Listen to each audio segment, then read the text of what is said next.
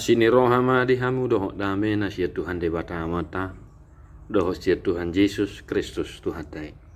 Amin. Shalom Bapak Ibu Saudara-saudara, kawan-kawan remaja Nafas Pulung dimanapun berada, salam jumpa, salam sehat kembali. Akamanginang, salam sukacita dimanapun berada. Mari tetap setia untuk mendengarkan firman Tuhan. Manarihon ngulu partodiota. Totong mamarhai pasok kamu manang ni dia pemaringaran. Dan mari kita mendengarkan firman Tuhan menyapa kita hari ini. Amsal 29 ayat 25. Poda 20 ayat 25. Biar mida jolma mabahet jorgong, alai manangisi namar haposan tu Jehovah gabi timbul sogot. Takut kepada orang mendatangkan jerat, tetapi siapa percaya kepada Tuhan dilindungi. Demikian firman Tuhan. Mertua doakan atau mangihon hata ni dewata jalan objobsa. Bapak Ibu Saudara-saudara, setelah saya menggumuli renungan ini, firman ini, saya teringat akan cuplikan atau film dari India yang legendaris. Ya, mungkin kawan-kawan remaja Naposo Bulung juga sudah familiar tahu dengan film ini, Three Idiot. Ya, film itu sangat saya sukai. Ya, karena film itu mengajarkan kita sesuatu hal yang ya mungkin tergolong baru mengenai sistem pendidikan di keluarga, mungkin ya dimanapun. Dan cuplikan yang saya ingat sesuai dengan teks ini, ya, di mana Raju, ya, pemeran film itu Raju diwawancarai, ya, mengikuti ujian, dan ujiannya adalah wawancara supaya diterima di sebuah perusahaan. Nah, pada saat pewawancara mengatakan kepada Raju, karena kejujurannya, si pewawancara bilang, ya, mungkin kami akan mempertimbangkan Anda, ya, jika Anda bisa mengontrol sikap Anda, yaitu kejujurannya itu. Sebab sebelumnya kan dia sudah jujur, ya, apa yang dia alami, apa yang pergumulannya, mengapa dia pakai kursi roda, dan hal-hal yang sudah didapatnya setelah mengalami pergumulan. Namun luar biasanya Raju, ya, dengan sopan, ya, dengan santai berkata, saya sudah menjalani hal yang sangat-sangat luar biasa sehingga saya bisa seperti ini kembali. Biarkan Anda tetap menyimpan lowongan pekerjaan Anda, tapi saya tetap dengan pendirian saya. Nah, itu yang luar biasa Bapak Ibu Saudara-saudara. Dia jujur, dia mengungkapkan semua jalan hidupnya, dan si pewawancara bilang dia akan diterima bila mempertimbangkan, bila mau mengubah atau mengontrol sikap kejujurannya itu. Namun dia tidak mau, dan dia balik mau keluar.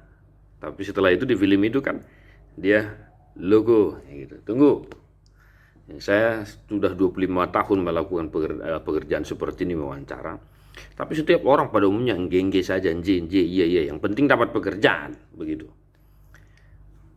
Dan di film itu dia lulus ujian, pada akhirnya dia diterima dengan sifatnya yang sudah jujur.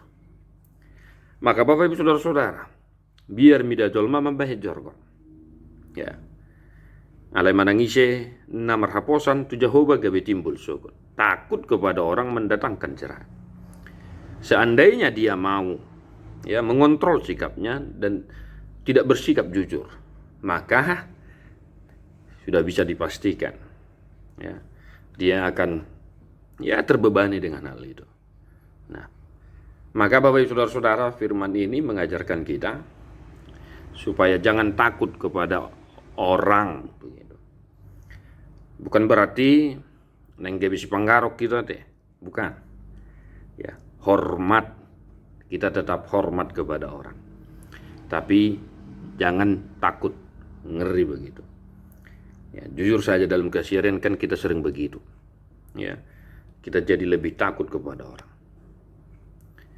Tapi firman ini mengajak kita untuk senantiasa percaya, merhaposan, takut kepada Tuhan. Amsal terkenal dengan isinya yang mengajarkan kita untuk senantiasa takut kepada Tuhan. Karena orang yang percaya, merhaposan, takut akan Tuhan, tentunya dia tidak akan takut kepada orang, bukan berarti tidak hormat. Ya, dia akan tetap pada pendiriannya yang jujur, tetap jujur. Maka Bapak Ibu Saudara-saudara, ya, dalam keseharian kita hari ini mari tetap melakukan aktivitas kita dengan didasari rasa takut akan Tuhan, bukan takut kepada orang. Karena orang-orang yang takut kepada Tuhan, orang-orang yang merhaposan, bersandar kepada Tuhan, dia akan dilindungi. Ya, saya pernah membaca sebuah inspirasi, ya, pada akhirnya yang bersangkutan mengajukan surat pengunduran diri di perusahaannya. Karena apa? Karena dia menolak untuk tidak jujur. Ya, dia menolak perintah atasannya untuk bersikap korup. Sehingga pada akhirnya dia berani mengambil risiko, lebih baik mengundurkan diri daripada mengikuti seperti itu. Kalau kita takut kepada orang-orang yang ada di sekitar kita, kita akan terbebani, ya, corgong misalnya, ya. Nah itu dia. Maka Bapak Ibu Saudara-saudara, satu hari ini tetaplah takut kepada Tuhan dalam menjalankan aktivitas kita di kantor, di rumah, dimanapun kita berada. Tuhan melindungimu jika engkau tetap bersandar, berpengharapan kepada Tuhan. Mari kita menyanyikan buku Ende nomor 273 ayat 1.